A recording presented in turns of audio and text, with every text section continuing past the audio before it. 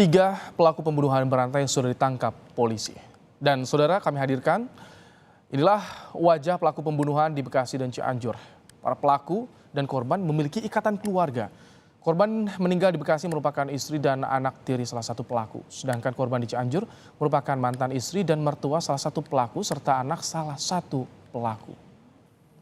Kasus pembunuhan satu keluarga dengan kopi yang dibubuhi racun di Bekasi dan Cianjur ini menguak pembunuhan berantai yang dilakukan oleh Wawon CS. Apa saja temuan-temuan polisi dan bagaimana psikologi forensik melihat kasus ini? Kita akan bahas bersama dengan Kabid Humas Polda Metro Jaya Kombes Truno Yudo Wisnu Andiko dan psikolog forensik Reza Indragiri Amril. Selamat sore Pak Truno, Pak Reza. Selamat sore Mas Reza. Baik, saya ingin ke Pak Truno. Pak Truno, hari ini Polda Metro Jaya langsung terjun ke Cianjur. Apa saja temuan terbaru dan kendala pemeriksaan pelaku apa sih? Apakah lancar mengungkapkan apa yang mereka lakukan, membuat terang benderang Pak Truno? Iya, baik Mas Rahmat. Saya jelaskan dulu ya, memang ini menjadi perhatian publik sejak awal adanya satu keluarga 5 orang keracunan. Namun ada hal-hal yang sudah ditekan oleh Kapolda bahwasannya kita harus melakukan secara saintifik. Di mana saintifik ini kan cara suatu yang modern untuk mengungkap secara ilmiah sehingga keakuratannya bisa bertanggung jawab. Nah kemudian perkembangannya dari hasil saintifik memang berkembang di Cianjur adanya suatu entry point-nya adalah TKP baru. Di mana pada saat penyidik melakukan proses olah TKP, didapati dalam gundukan tanah dan kemudian didapatkan lagi jenazah.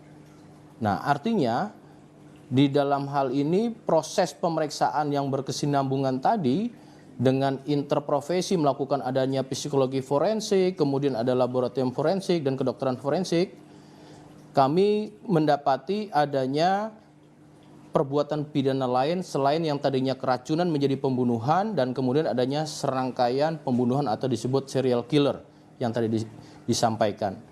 Nah sejauh ini sampai hari ini tim penyidik masih di Cianjur titik kumpulnya dan kemudian ada lagi informasi baru dengan bertambahnya identitas korban yaitu adanya makam Halimah dan juga dengan identitas yang di Garut dengan atas nama Siti. Begitu Mas Rahmat. Baik, saya ingin ke Pak Reza. Pak Reza, ini kan 9 korban, mayoritas adalah keluarga, anggota keluarga pelaku bahkan. Dari sisi kejiwaan, ini niatnya seperti apa sih Pak Reza sampai nekat menghabisi nyawa anggota keluarga sendiri?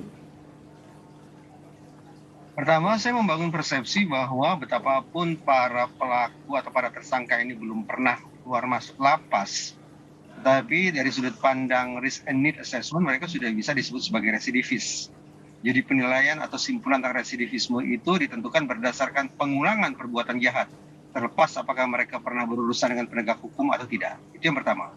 Yang kedua, karena saya mengecap atau memberikan label residivis kepada mereka, maka lazimnya ada 8 faktor yang perlu ditelaah. 4 faktor diantaranya disebut sebagai faktor dominan dan 4 faktor berikutnya disebut sebagai faktor yang tidak dominan. Nah, saya berfokus pada 4 faktor dominan ya. 4 faktor dominan itu yang pertama adalah riwayat kejahatan. Yang dimaksud dengan riwayat kejahatan adalah karena para pelaku ini sudah pernah melakukan kejahatan sebelumnya dan berhasil lolos dari otoritas penegakan hukum, maka kita bisa bayangkan bahwa dari waktu ke waktu tingkat kefasihan, tingkat kelihayan atau tingkat kepintaran para pelaku ini terus meningkat. Sehingga modusnya akan semakin canggih, dengan kata lain kemungkinan mereka berhasil melakukan aksi kejahatan hingga sukses itu juga semakin tinggi peluangnya. Itu terkait dengan riwayat kejahatan sebelumnya. Dengan kata lain ringkasnya, kita sedang berhadapan dengan sosok manusia yang sesungguhnya sedang belajar, sedang meningkatkan keterampilan mereka dalam melakukan kejahatan termasuk dengan mencabut nyawa orang. Itu pertama. Yang kedua, dari apa yang dijelaskan oleh Pak Kapolda maupun Pak Kabid Humas, saya menangkap pesan bahwa boleh jadi sebagian atau semua tersangka ini memiliki pola kepribadian antisosial. Tetapi di ruang publik, apalagi pada tahap penyelidikan atau penyidikan seperti sekarang ini, saya tetap ingin berasumsi bahwa para tersangka adalah orang yang normal, orang yang waras, orang yang sehat. Karena itulah yang memungkinkan bagi adanya proses pertanggungjawaban pidana hingga tuntas. Pak Reza, maaf saya potong. Kalau tadi yang disinggung soal praktik perdukunan, mencoba untuk menipu para korban, ada 2 korban TKW di sini yang menjadi korban meninggal dunia, Pak Reza. Bagaimana Anda melihat soal ini? Saya membayangkan bahwa motif para tersangka ini berbeda satu sama lain ketika melancarkan aksinya. Tadi Pak Kapolda katakan pada peristiwa yang terakhir misalnya, saya bayangkan bahwa motifnya instrumental. Ada sekian banyak orang yang dihabisi dengan tujuan instrumental, yaitu dengan tujuan meloloskan diri dari jerat hukum. Sementara kalau sudah dikaitkan dengan hal yang sifatnya klinik segala macam, tadi saya katakan, adakah kemungkinan kondisi tertentu, kondisi khas tertentu, termasuk pola-pola kepribadian antisosial yang patut didalami pada diri para tersangka. Yang ketiga, saya lanjut Mas ya, yang ketiga adalah tampaknya para tersangka ini memang mengembangkan sikap pro kejahatan, yaitu menjadikan kejahatan sebagai solusi bagi mereka untuk mengatasi persoalan hidup mereka sehari-hari. Kenapa itu bisa terbentuk? Terkait dengan faktor keempat. Ternyata para tersangka ini tampaknya merupakan satu keluarga juga. Itu artinya mereka berada di dalam lingkungan sosial yang memang mendukung terjadinya relasi menyimpang sekaligus mendukung terjadinya perilaku jahat. Relasi menyimpang yang saya maksud misalnya adalah bahwa ada tersangka yang menikahi anak dari mantan istrinya. Itu contoh relasi menyimpang. Nah, sekali lagi juga beririsan dengan perilaku jahat yang terbentuk akibat adanya lingkungan sosial yang semacam itu. Oke, saya ingin ke Pak Truno. Pak Truno, ini mau bicara soal motif yang masih jadi tanda tanya besar tentunya. Tega menghabisi keluarga, bagaimana sebetulnya? Apakah pelaku menyesal? Dan ini sudah direncanakan sejak kapan sih mereka berbuat keji seperti ini, Pak Truno? Iya, Mas Rahmat. Untuk kasus ini konstruksinya tadi saya sampaikan. Di Bekasi ini dari awal keracunan sehingga menjadi pembunuhan, dan yang sangat menarik adalah dari 5 korban yang salah satunya selamat ini merupakan bagian daripada pelaku dalam perbuatan pidana yang sebelumnya atau di Cianjur. Nah, kemudian juga salah satu korban ada hubungan relasi dengan salah satu pelaku yaitu sebagai istrinya Wawon. Nah, kemudian ini kami masih terus mendalami dalam motif ya. Memang kalau untuk kasus Cianjur, ini adalah tindak pidana yang lebih terdahulu ketimbang yang di Bekasi. Nah, kemudian motif daripada pembunuhan ini tentu ada semacam tekanan untuk diketahui oleh almarhum atau korban, sehingga ini melakukan pembunuhan terhadap relasinya dalam hubungan keluarga. Nah, sebelumnya ini merupakan bagian daripada tindak pidana yang dilakukan, yaitu adalah pembunuhan dengan motifnya adalah mengiming-imingi janji dengan mengemas supranatural seolah-olah ini akan bisa mengembangkan hartanya atau kesuksesan bahkan menggandakan kekayaannya. Seperti itu Mas Rahmat. Kalau tadi agar tidak diketahui praktik perdukunannya, bagaimana dengan balita anaknya yang jadi korban, satu meninggal, satu selamat di Bekasi? Betul. Ini yang masih kita dalami Mas Rahmat. Justru ini yang sangat membuat perhatian publik ya. Kalau memang motifnya adalah ekonomi dengan pengemasan supranatural, pertanyaannya kami makanya melibatkan interprofesi ya. Kita berkolaborasi, ada psikologi forensik tadi saya sampaikan.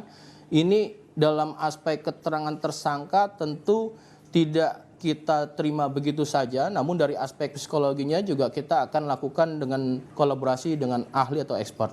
Oke, baik. Pak Reza, ini informasi awal yang diperoleh pembunuhan di Cianjur di tahun 2020. Bagaimana bisa lingkungan ini seolah tidak tahu ya Pak Reza? Tidak ada yang, tadi hanya ada satu laporan ke Polres Cimahi soal kehilangan korban. Sisanya tidak ada Pak Reza. Apakah tidak ada yang menaruh curiga kalau Anda lihat dari sini Pak Reza? Tadi sempat saya sebut faktor kedua yang perlu didalami adalah pola kepribadian antisosial. Dan salah satu ciri atau penanda orang-orang dengan kepribadian antisosial apa? Ya memang memiliki kecerdasan yang baik, memiliki kecerdasan di atas kebanyakan orang. Karena itulah masuk akal kalau kemudian tersangka tidak dicurigai sama sekali oleh warga sekitar, karena dengan kecerdasan yang mereka punya, ditambah lagi dengan keterampilan mereka yang terus meningkat dari waktu ke waktu berdasarkan tanda petik keberhasilan mereka melakukan aksi kejahatan, mereka semakin fasih, semakin mampu untuk membaca situasi sekaligus menyiasati situasi agar mereka tidak dicurigai sama sekali. Jadi tanda petik bukan suatu hal yang istimewa juga kalau para tersangka ini berhasil mengelabui lingkungan sekitar, itu tadi. Karena ada kecerdasan, ditambah lagi jam terbang yang semakin lama semakin tinggi. Kalau dorongan dari psikologi bagaimana yang tega menghabisi nyawa keluarga sendiri, orang yang dekat, bahkan anak sendiri? Kita melihat dari luar memang menganggap tidak masuk akal anggota keluarga dihabisi.